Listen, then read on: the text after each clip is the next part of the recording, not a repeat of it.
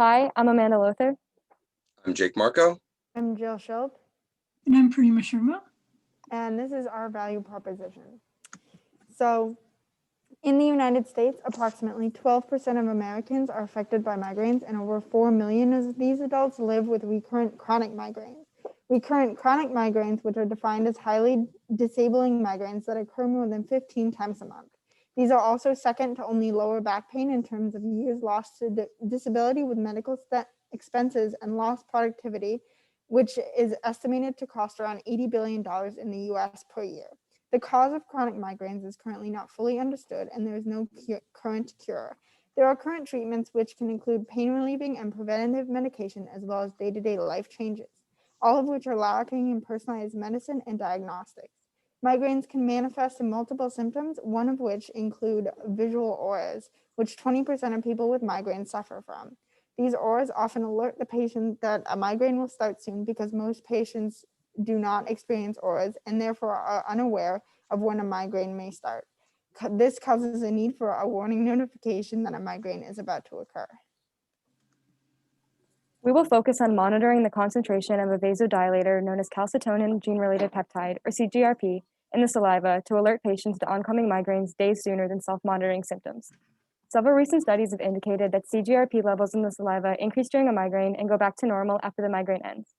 We propose that an implant be located in the cheek near the parotid salivary gland and its associated duct that produces 30% of the saliva in the body.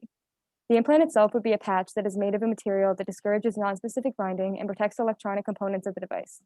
As you can see in the schematic, the implant would be attached to the mouth with non-degradable Gore-Tex sutures.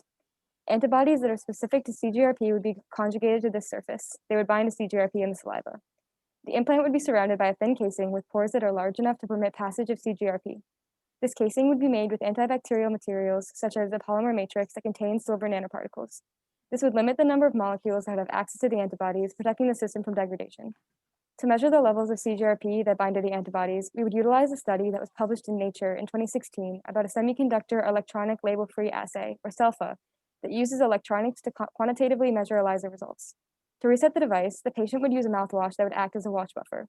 This device would communicate with an app to monitor CGRP levels and report when levels rise to indicate a migraine attack. The patient would be warned to take medication days before the migraine actually began, increasing the efficacy of the medication.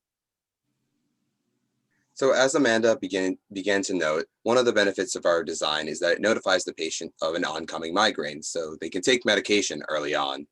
As we noted before, only 20% of people who suffer from migraines have a distinct visual aura before the onset of the headache, which allows them to medicate before the onset.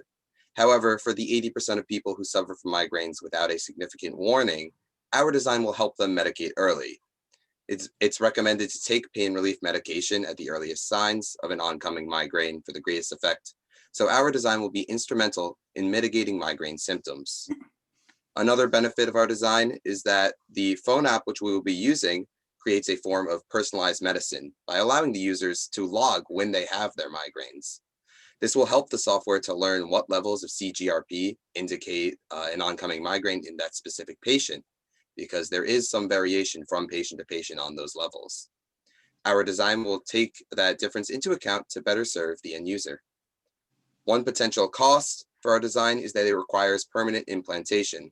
However, we aim to design this device with materials that will closely match the mechanical properties of the cheek to limit the discomfort to the patient. We also will be aiming our design towards patients who suffer from regular migraines. So our hope is that the cost of a permanent implant will not outweigh the improvements to their quality of life.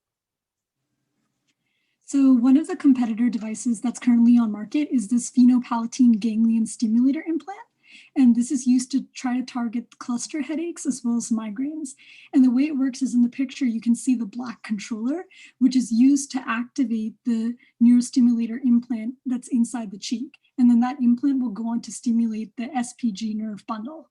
And the reason why we're trying to stimulate this nerve bundle is because research has shown that it's associated with cluster headaches as well as migraines. And this has been approved for use currently in Europe. So after doing many clinical trials, over 60% of patients have reported that this device does help to reduce pain symptoms, although ongoing clinical trials are still happening in the US. And the problems with this device is that there's no diagnostic treatments or continuous monitoring for the patients. So that's where our device is bringing value, because we're having a diagnostic measure for patients to really learn about their migraine before those symptoms even start to happen, as well as we're trying to individually monitor each patient's CGRP levels to try to personalize that treatment for them. So because of the additional value we believe our device is bringing to the market, we're asking you to invest in our product. Thank you.